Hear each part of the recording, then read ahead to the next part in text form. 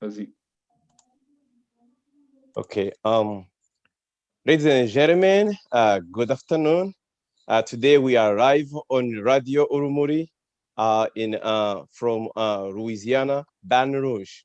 So we are in a continuity of the debate regarding the postponement of CHOGM 21 in Rwanda. So today I have two guests. Number one is Justin Bahunga and Raymond Mugabo. So guys, how y'all doing, guys? Good. Okay, so we're gonna take a few minutes for introduction, and we can start from Mr. Justin Bahunga. Then after that, Raymond Mugabo, you're gonna have a 10. Thank you so much, Alex. It's a great pleasure to be invited to this discussion. My name, as I said, is Justin Bahunga. I'm in London. And although I'm the chair of FD Inkingi, I'm not here as the chair of Inkingi, as I'm here as a person in my personal capacity. And so what I will say is entirely my own thoughts. They don't represent the party's guideline. And I agreed with Jacques that I will come as such. Thank you. Thank you, Mr. Justin. Raymond, and now it's your turn. Hi, Alex. Hi, Justin. Nice to be with you. Yes, my name is Raymond Mugabo, as Alex just mentioned. I am a Rwandese citizen living in Belgium. And yes, I am here to comment on the subject that we are going to discuss this evening. As a Rwandese citizen who is concerned about, how Rwanda is being governed. Thank you, Raymond.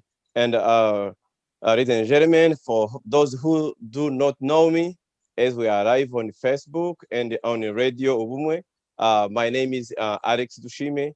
I'm originated from Rwanda, and I'm a United States of America citizen. I live in Baton Rouge, Louisiana. So today I'm moderator for this debate. So yeah, without further ado, I'm gonna start with Mr. Justin Bahunga. Justin, you were invited online protest, which was held last week for the release of Ms. Idamange.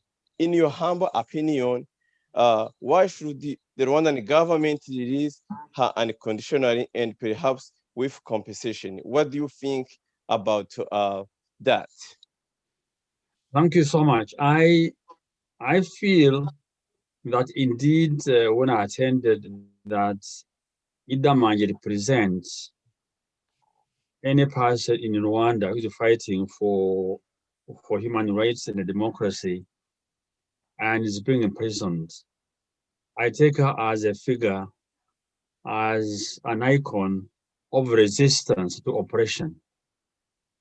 And as such, I felt it is a duty of every Rwandan of goodwill and who fights for democracy to support her and support all those others who have dared to challenge the government and are now in prison. And some of them are dead, some of them have been kidnapped. We have got so many names. As I said, I'm not coming as representing my party, but we have got so many who have been in jail. I've got a former president Ingabire who was sentenced to 15 years. So for me, she represents this resistance and also is an invitation for everyone else, whatever social background, status, to stand up and be counted among those who are fighting for freedom in Rwanda. Thank you, Justin. Mr. Raymond, there are some people who don't know Miss Yvonne Idamange Dyamugwiza. There are some people who hear that name probably today for the first time. Could you take a minute to define who Yvonne Idamange Dyamugwiza is? Yes, sure. So Yvonne Damanje is a Rwandese citizen who lives in Rwanda, in Kigali. She's a mother of 4 children. And Yvonne Damanje has become well known by all the Rwandese people and even outside of Rwanda because at the beginning of this year, 2021, she started talking publicly on YouTube, and she started telling the Rwandese people and the world how sad the Rwandan population is and all the problems that she has encountered. When she was amongst other Rwandese people, especially in this context of COVID pandemic. And she was really upset about the response that the Rwandese government was giving to the Rwandese people and the way it was managing this pandemic, because the Rwandese government has been very, very strict and has applied strict rules. But she was upset because she was happy with the Rwandese government being strict, but she was upset because there was no compensation to the people, to the poor people, to be able to live in these strict rules. Because as most of the people know, in Africa, in poor country, people don't have reserves. They don't have food, a lot of food at home. They have to go every day and search for everyday food. And people were really starving, were living a very, very difficult life. So that's one of the reasons, but there are many others. Also the fact that the Commonwealth head of government meeting was scheduled to take place in Rwanda already back in June 2020. And in order to prepare this meeting, the Rwandese government has been very strict to the Rwandese people, especially the poor people living in Kigali. There has been a lot of them who have been, for which the government took their homes. There has been even whole places in Rwanda, in Kigali, that have been, from which people have been displaced and were requested to move out of their homes without receiving a fair compensation, so that they could at least rebuild in another area. So all these things, the sum of all these things, seeing all those people, so many people, living difficult lives, prompted Idamanje to speak up for these people.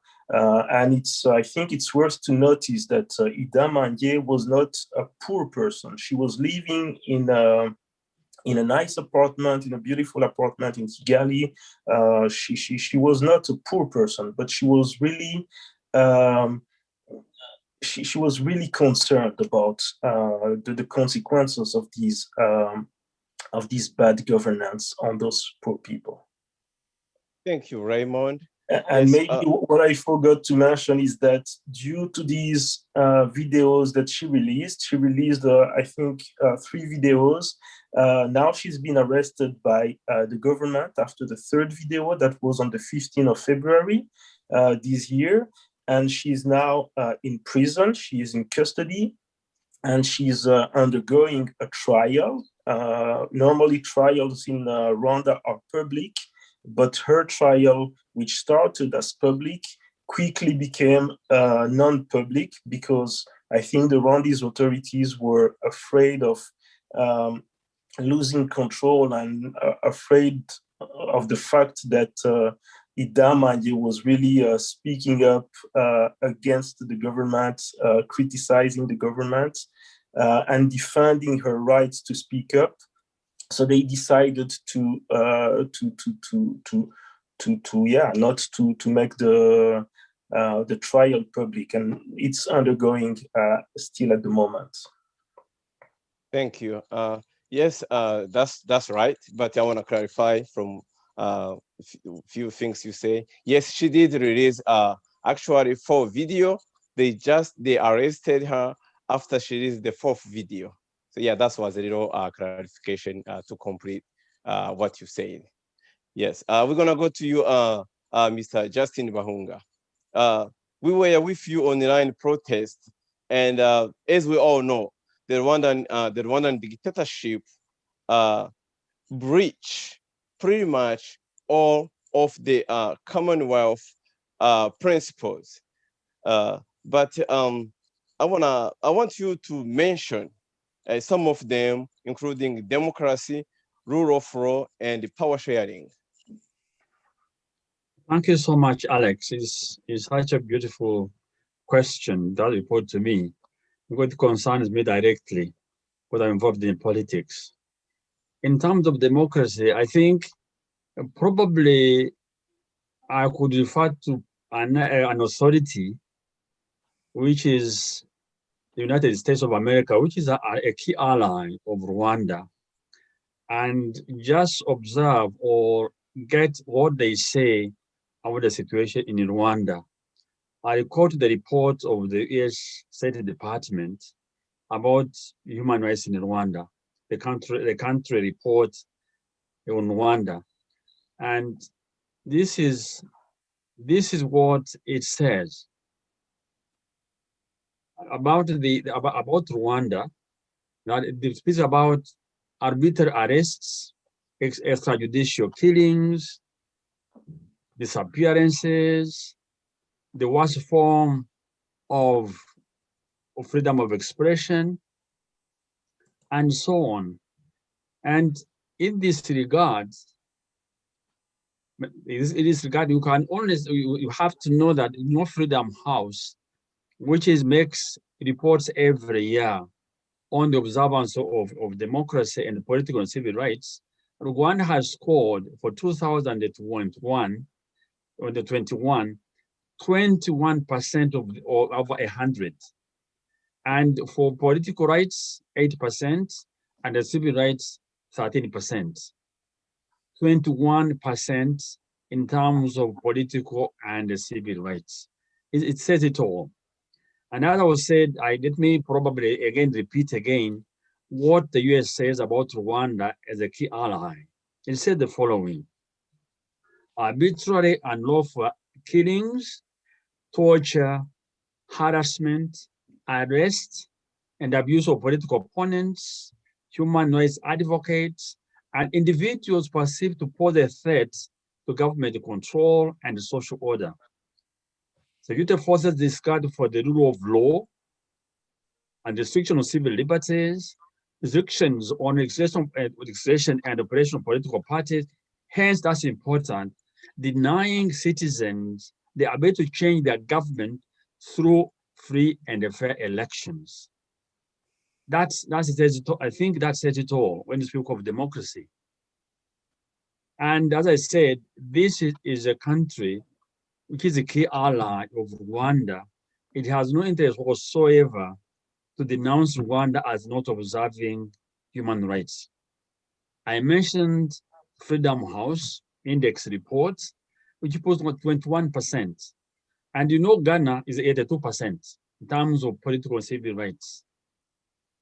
And freedom of expression, for instance, and it's something else we have, which is important in democracy, you know that they have got two key laws in Rwanda.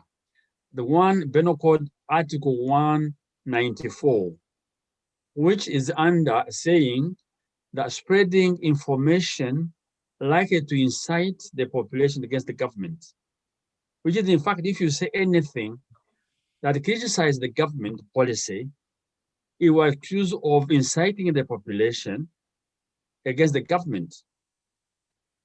it is Article 204.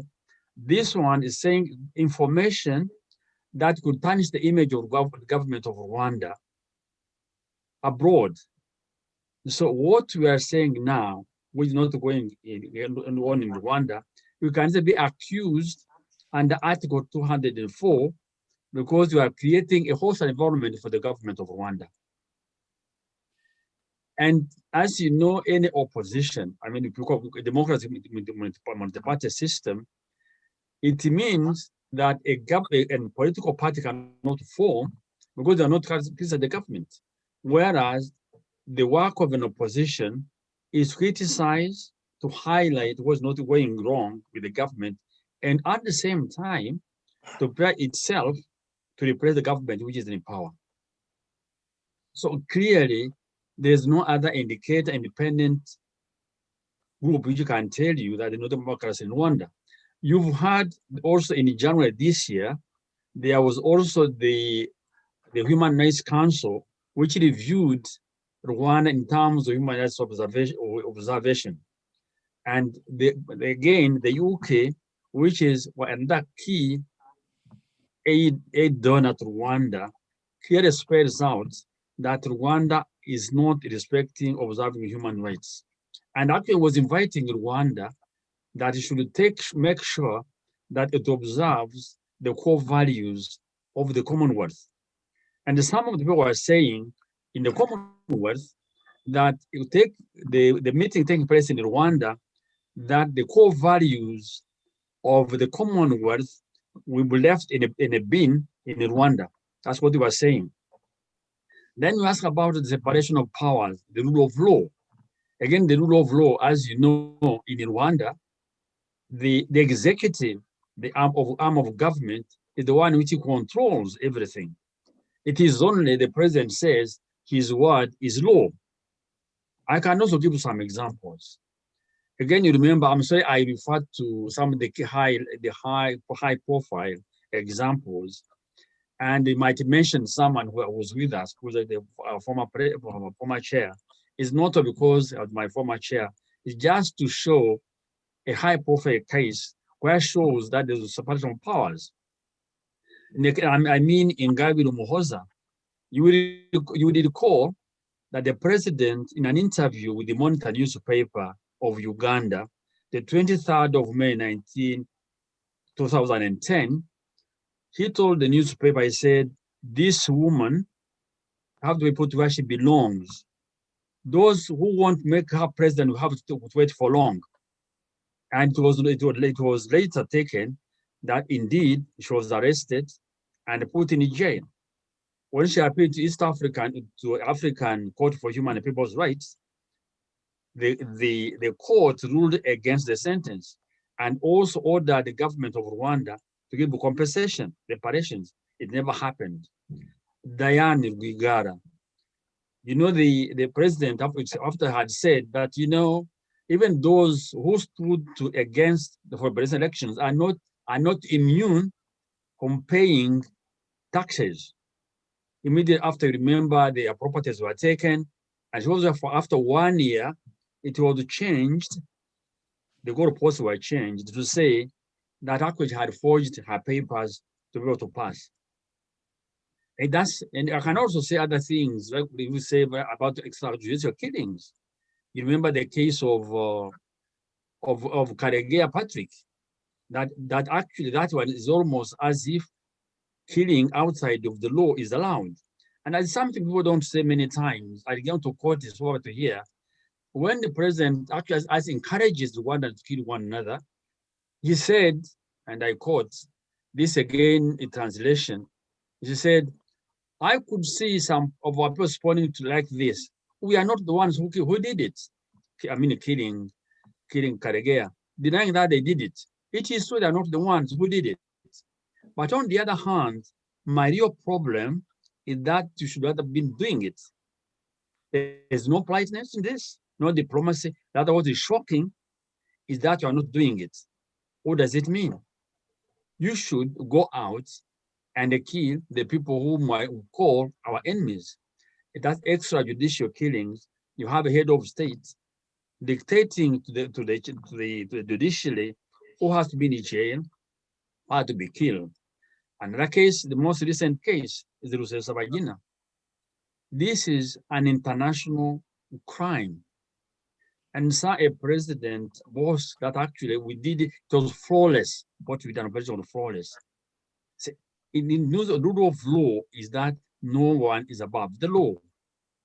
I think the president actually who's encouraging his people said you should do it.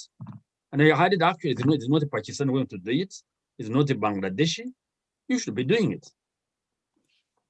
So you cannot have any better explanation, any better evidence that the rule of law is not there when you can say head of state praising and inviting his people to kill. And so it's a problem on this issue is very clear to me and should be to everyone that democracy, as I said, 21%, is far from being anything near to democracy. Extrajudicial killings is there, and also saying the people of Rwanda have no capacity to change their government through free and fair elections. And that's the basis of any democracy. Thank you, Mr. Justin. Yes, to complete what you say from Kagame's quote, actually, there's one when they were asking him why his country is abusing human rights. He says, those human rights, there are no sense. He said, actually, instead of arresting those people, we will add more. We will shoot them at bread right, their bread right. So that is quote. That way, those words came out from his mouth. But before we go back to, I can add something. You're saying I think you have done very well. Remember to be that actually it was in Nyabihu 2014 on the 5th of June. So actually it was following a statement by the United States about enforced disappearances. So he said, you speak of disappearances, that's not enough. Next time you shall shoot them in broad daylight. So thank you for reminding me that. And also that's something also that was talking in Nyabihu 2018. He was saying we have got two types of justice. It is of laws. Those we follow the normal rules, and the other ones we apply for stubborn people. Thank you. Thank you. Yes. Yeah. Before, like I was saying, before I go to Raymond, I want to ask you one more question. You mentioned the error of women, but from what we taught, they say that Rwanda, they are actually giving power. They are empowering women. That is the Rwandan tyranny regime saying that they are empowering women. But as we know, from the first day Idamange Yvonne Diamugiza appeared to the court, she even pleaded to the judge that she was in her menstrual cycle and they refused her access to clean herself. And what can you add to those people who believe that Rwanda parliament majority are women? What can you tell them? That is the question to me? Yes. Excellent. Thank you. The question. You know, this is exactly given a very good example, because the power, is how you can use it to change laws, to improve laws. In this case, the women, if they cannot defend, they are a women. What the whole point is about empowering women to defend, at the minimum, in the interest of this group, which constitutes the majority of the Rwandan population. So when it cannot, in the least, defend Idamange for this most basic needs, which is denied to her, then that price does not exist. I could just remember the case of Uwamahoro Theodosia.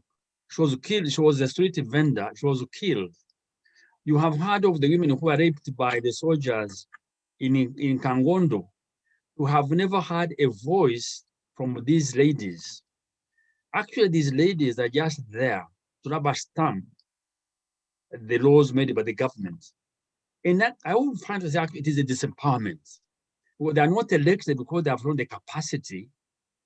Is actually they are picked to fill the seats that they can vote for the government. So they are disempowered in the sense they have to follow the rules, the dictates of the one who pays them. So we should speak of disempowerment rather than empowerment, because they are made to do things which are not, they're not capable of doing, or they are fearing to do, which makes it impossible not to actually to do their job. It's a disempowerment rather than empowerment. Thank you, Justin. Now, the next question, I'm going to jump to Raymond Mugabo. Raymond, you are the youngest one in this panel. And in 16th principle of Commonwealth, I'll read it. It says, actually it's 13th, it says, importance of youth people in the Commonwealth. So as we all know, the whole world, especially we're talking about Rwanda, even Rwanda, the majority of Rwandans, they are youth. Mr. Raymond, do you think the Rwandan regime is complying with this tentative Commonwealth principle? What could you mention? How could you elaborate when we compare these tentative principle of Commonwealth with Rwanda? Yeah, thank you, Alex. So this principle of the Commonwealth about the importance of youth in the Commonwealth says that they recognize the positive and active roles and contribution of young people in promoting development, peace, democracy, and in protecting and promoting other Commonwealth values such as tolerance and understanding, including respect for other cultures. It also says the future success of the Commonwealth rests with the continued commitment and contributions of young people in promoting and sustaining the Commonwealth and its values and principles, and we commit to investing in and promoting their development, particularly through the creation of opportunities for youth employment and entrepreneurship. So if we read this principle and looking at the Rwandese dictatorship, totalitarian regime, we have to conclude that the first part of this principle is not respected by Rwanda. It's not respected because it says that the principle says that they recognize the positive and active role and contribution of young people in promoting development, peace, but also democracy,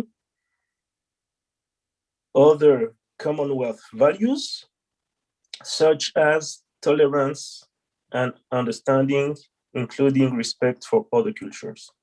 So out of these,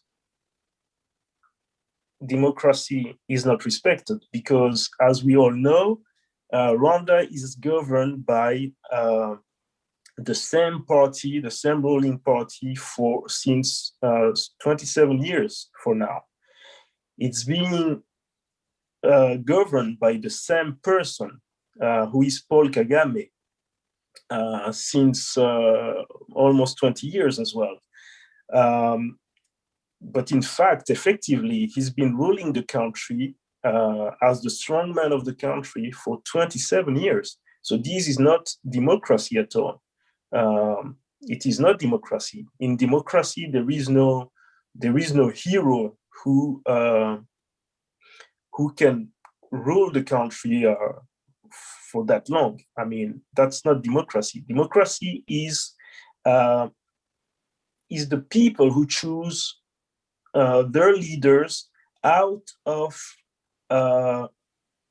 ideas, different ideas, freely received from people. And this is not what is happening in Rwanda. There is no free discussion in Rwanda. There is no criticism. Criticism is a key, an elementary aspect of democracy.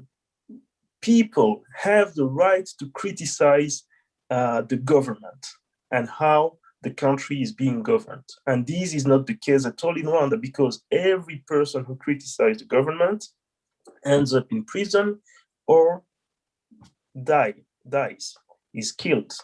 So we have plenty of names here. We have, of course, Idamanje, who is in prison because she criticized.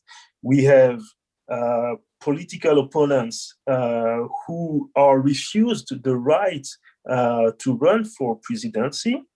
We have the case of Victoire Ingabire, which is well known. She was refused that right. She still refused that right to be able to register her party in Rwanda. We have the case of Diane Rwigara, who was refused to run for presidency. Of course, they always find a good reason, whatever. But at the end of the day, this is to let Paul Kagame and the RPF be the only party that can run for presidency and that can win. We also have the score of the election, 99%. That's, I mean, it's not a democratical score. That's really a totalitarian, a dictatorship score. No one, I mean, even the Pope, even Jesus, can get 99%. There will always be people who will not believe, who will not think the same way. And that is democracy. So democracy is not respected at all in Rwanda. So, and the youth of Rwanda is being educated by the government. We've heard many people. I can think of James Kabadebe, for example, who call the youth to fight against people who have different ideas. They always come with, they threaten the youth. Actually, they lie to them. They tell them, if you don't fight these people, these ideas, it will end up as it happened in 1994, which is, of course, totally untrue, because no one, I mean, when you hear the people who are criticizing the government, they are totally against what happened in 1994. They just want to bring other voices. They want that the power is being shared and decided by the Rwandese people as a whole. We have the people from RNC who have who are also an opposition to the government, but they are being declared as terrorists. I mean, anyone who is against the government or who brings a different voice ends up being flagged as a terrorist. They called for the youth to fight against those people, to give their lives to fight against those people. That's really non-democratical principles. And another one, I wanted to touch on is tolerance, which goes together, because democracy goes with tolerance. You have to accept to discuss with the people who have different views, different opinions, and this is actually not the case at all in Rwanda. So this is not respected at all. Okay, maybe to try to find some positive points, I can say that maybe there's a few points that maybe they try to respect, like promoting entrepreneurship. All right, okay, maybe I can admit that, but my concern entrepreneurship is good, but if you don't have freedom, real freedom as a citizen, freedom to think, freedom to speak, freedom to defend yourself, freedom to defend your neighbor, entrepreneurship, I mean, does not mean that much, because it will go, it will be promoted, but those who will benefit from it will be the persons from the regime, because those who have different ideas, political ideas, will never receive that entrepreneurship promotion by the government. So that's what I could say on this question, Alex. Thanks.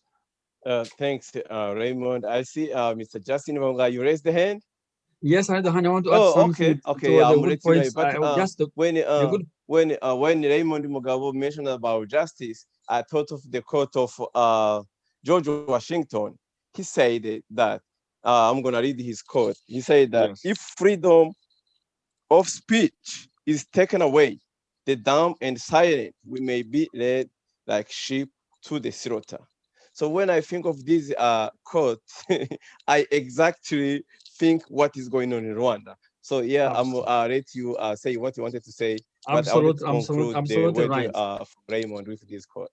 Absolutely right. I'm going to add some small things. Reminded with something of 99%. I want to add something which I think is important. Is Arab people become a cult? Has become a cult, where you have to take oath that want to follow its rules. You cannot question the rules, and if you do that, you sign that will be crucified like a criminal. It's not a party; it is a cult, and the head of the cult is the president. So it goes beyond what we know as a political party. And when you say that, I remember this cult in Latin America where people mass suicide by one of the religious leaders. They went for mass suicide. So what you are saying now, when I look at the programs of Arab people, what is doing is actually mass suicide, because what you see is happening is creating the very conditions that can lead a country into another catastrophe. And probably I would share with you, you talked about the American president. There is also, I would invite you to this book they called The Silence of the Oppressed, by the Pedagogy of the Oppressed by Paulo Freire.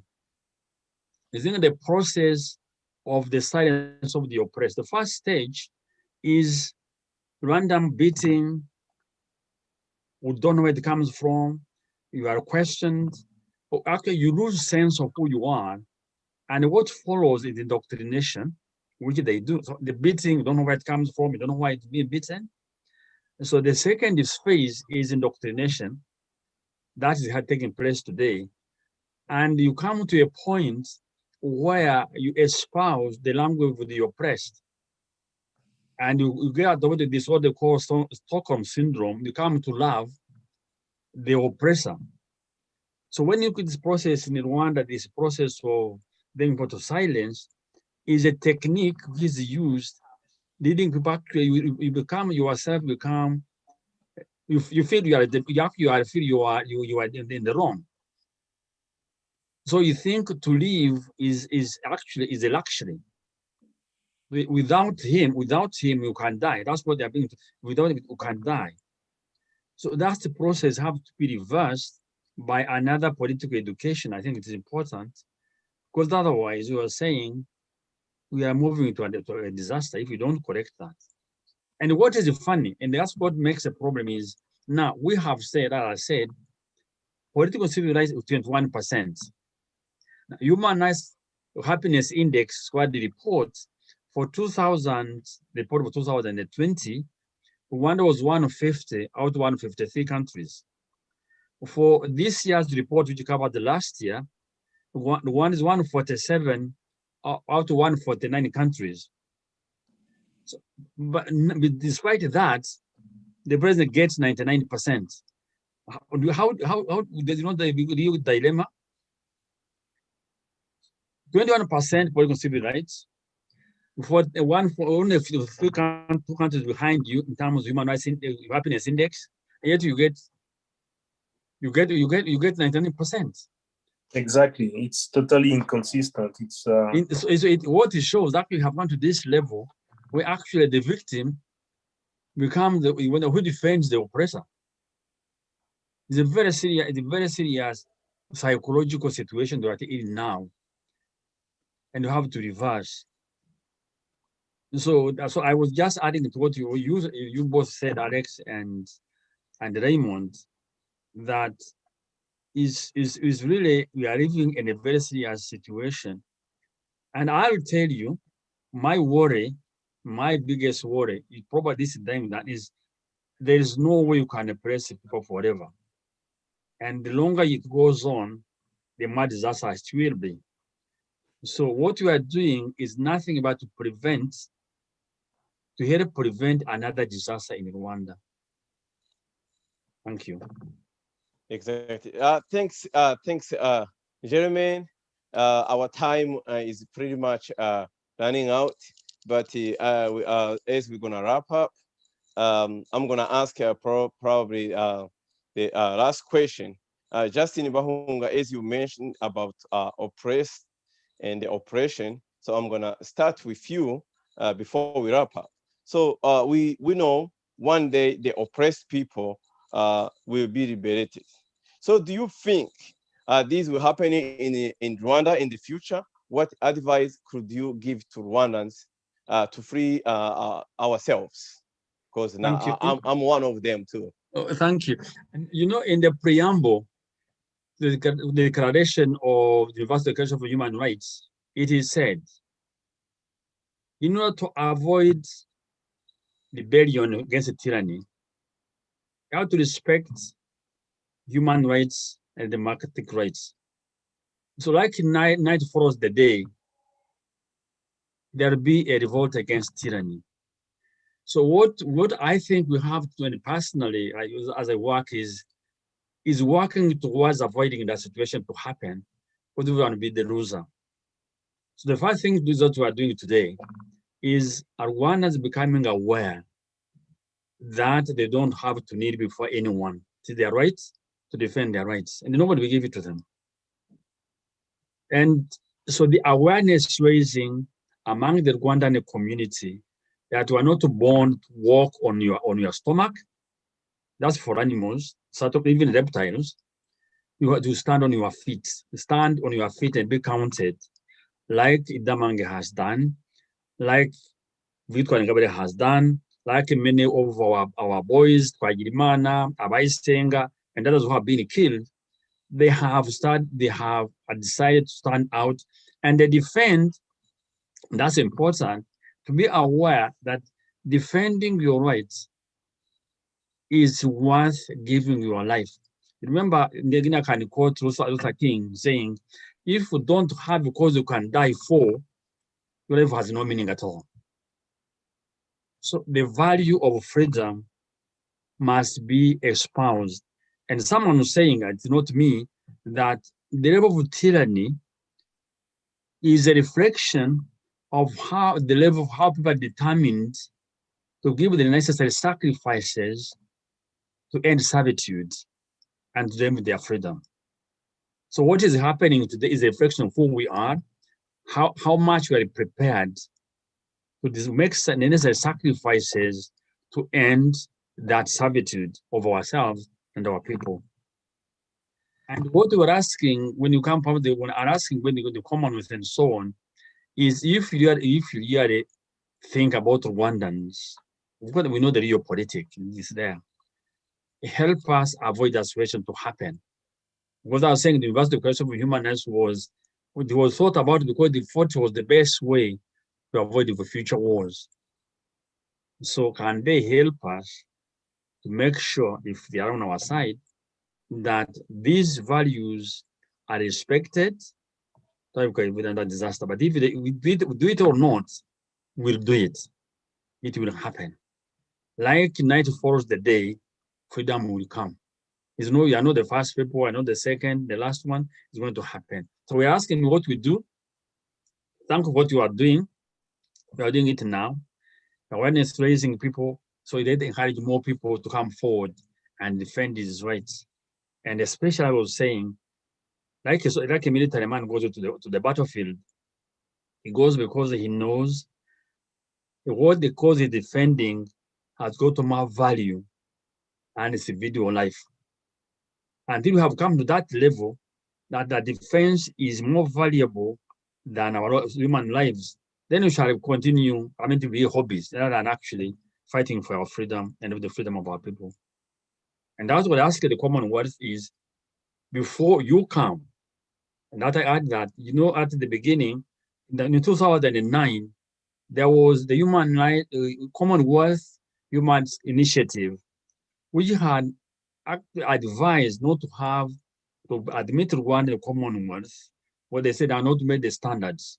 So the countries that supported Rwanda, the UK, Australia, Canada, they were saying that if they join the Commonwealth, they'll be encouraged to follow and to respect these values. But what is showing that the situation has worsened from 2010 to now.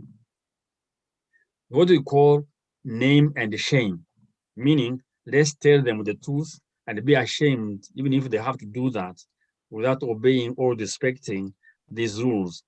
And as I was saying, some people are saying that when was going to be the values of the Commonwealth are going to be dumped in the dustbin in Rwanda. So let's come out, name them, shame them for not respecting the values that they said they are the core what they do. Thank you, Mr. Justin. As this debate was based on Rwandan tyranny versus the Chogam, we cannot conclude without talking and pleading to Commonwealth. So Raymond, as I'm going to you, we know Commonwealth Chogam, which was supposed to be held in Rwanda next month, was postponed. From the statement released by Patricia Scotland, it stated that the Commonwealth Chogam was postponed due to COVID-19, and later on the Chogam will still go on in Rwanda. So do you think the Commonwealth was really postponed because of COVID, or was because of the pressure people putting to Commonwealth because of Rwandan violations to the core values of Commonwealth? What do you think about the postponement? Yeah, thank you for the question, Alex. Well, I think, and that's my personal opinion, that I think that when it was decided by the Commonwealth that it will be hosted by Rwanda, they knew Rwanda already. They knew that Rwanda does not respect democracy. They know that Rwanda is a dictatorship. They know that it's being ruled by the same party for 27 years. They know the list of people, of political opponents who have been killed. Plenty of them. I can name more than 30 people who have been killed, who have been in prison. Deo Mushahidi, Victoire Ingabire, Diane Rwigara. Kizito Mihigo. The list is wrong. He's not a political opponent, but that's also totally, it's terrible to see that a gospel singer ends up going into prison and ends up being killed by the government. So I think that it's the reason why it's been postponed. I think it's the COVID. That's my opinion, and I think that unfortunately, Chogam will take place in Rwanda, because when the Commonwealth decided to agreed to that it will be hosted in Rwanda, it's an engagement. They have engaged themselves. They know that the country, the Rwandan country, has spent millions to build the infrastructures. So it's like a contract. It's like a contract, and they knew that Rwanda was not democratic. So unfortunately, it will take place because, yeah, it's as I said, it's a contract. So they have to respect their contractual part, because it's not like if it was, for example, a democratic country that all of a sudden became a dictatorship, a very strong dictatorship, killing many people, which maybe was not the case before, then okay, they could say, the context has changed, and now we don't want the Chogam to be hosted in Rwanda. But unfortunately, it was already the same context before. So I think it will happen. But I think that it is also a very, very good opportunity for defenders of civil rights to condemn that it has been agreed, because that is the problem. It should not have been agreed. It's too late. It's been agreed, but it should not have. And we have to speak. We have the chance to live in democratic countries. We have the chance to live in Europe, in the UK. So we really have to speak up for ourselves as Rwandan citizens, for all the Rwandan citizens, and to tell the British citizens, to tell all the Commonwealth citizens, you value democracy, you value the principles of democracy, you value the principles of the Commonwealth. So shall we. So Rwandan shall also value, we value those principles as well. And we also should defend themselves. And they should defend them for themselves, but they should also stand together with those who defend them for themselves in their own countries. So we really have to speak up. It's a very good opportunity to bring it up. And because I think, people, everyone lives in his daily life, and maybe they don't follow what is happening in a very far country. They just visit Rwanda on Arsenal jerseys, but they don't know what is in the background. They don't know how many people are being killed, and they don't know all the bad things the persecution that the Rwandan population and civil rights defenders are suffering. So we really have to bring it to the table and say it is not acceptable that democratic countries accept that Chogam be hosted by a dictatorship. Rwanda is a dictatorship. That's clear for everyone. Everyone knows it. So we know the list of persecuted people. We cannot accept that it is given these. I mean, the host of Chogam should be given to countries which deserve it, and that's what I think we should really try to remind. The Commonwealth, starting by the UK Parliament, and all the Commonwealth head of governments and citizens, that we also value those principles, and we don't want. We cannot accept dictatorship, and they should really.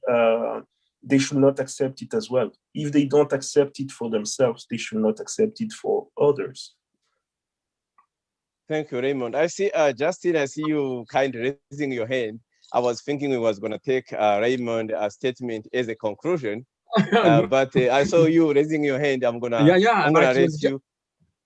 I feel because you actually provoked me, as you have done yourself. Yeah, yes, I'm gonna let you conclude. So it's good. Your point has made. I think you have to. I think it is good. He ended on a positive note. Mr. Justin, before you say what you want to say, let me just kindly feel with Raymond. So we know in 2003, Commonwealth dismissed Zimbabwe from Commonwealth. 2002, I think. Yes, yeah, I'm sorry, 2002. And I think it's not only the one country, but that's what can come in my mind right now. So as we know, Justin Bahunga, you live in the UK. So as we mentioned, the persecution in Rwanda, dismissal, people, they are missing. Even Yvonne Damangi, she was asking, how can a person is missing as if is a needle? So the list is wrong. We mentioned the poet Innocent Bahati, the way Kizito Mihigo died in a police jail, the kidnapping of Paul Rusesabagina. Actually, I was listening to his daughters today on a TV show, the way Rwandan government wanted to make a deal with Paul Rusesabagina to accuse and to write, sign the papers that Zambian president, he's the one who was involved in supporting all the things Rwandan government is saying. But Rusesabagina, he stood still. He said, no, guys, listen, I'm not gonna sign for the thing I don't know. So, and really, I gave him a credit for that. And also I gave a credit to his kids, to his daughter, who are saying his testimonies, the way he's kept in a solitary confinement in Rwanda. But anyway, Justin, as you conclude this talk show, so what is your plea to the Commonwealth, especially to the United Kingdom government? Yeah, I mean, it is, I almost repeat myself, it is to ensure, and actually if you see the video or the audio by the UK representative to the Geneva Human Rights Council in January, yeah, they made a list of things, which ones that the Rwanda should make sure it observes the core values of the Commonwealth. And we're insisting on that, we're writing on that every time as individuals, as a community in the UK, and those encourage the other grouping to do so. Because unfortunately, the issue of morality in national politics doesn't exist. There's more of amorality, is a matter of interest. But that what changes, that is when the politicians see there is a risk in terms of their political ambitions. So the answer to that all will depend on how much pressure we put on the politicians that it is wrong. And that's realpolitik. And therefore, what you are doing now, we are doing now, is part of it. Let's not sit down. And that's why I was saying, whatever has happened in Rwanda, I will feel, that point I wanted to make, anything and can become an opportunity if you want it. This inviting Rwanda, the Commonwealth, I think, even when it was selected, I think there was one candidate who pulled out, and Rwanda had applied, and then that's how they came to be. So it came to be. But it has happened. How do we turn this adversity into an opportunity? COVID actually has decided on our behalf. I mean, it could be something else, but what is important is it has not taken place. And two, how do we take this opportunity to make sure, tell them again, raise our voices and say, before it comes to Rwanda, we want this to have happened. An action plan, that's what we should be doing. That if when they monitored and once it's not done, it should not come here. You mentioned very well. That's we do it every time.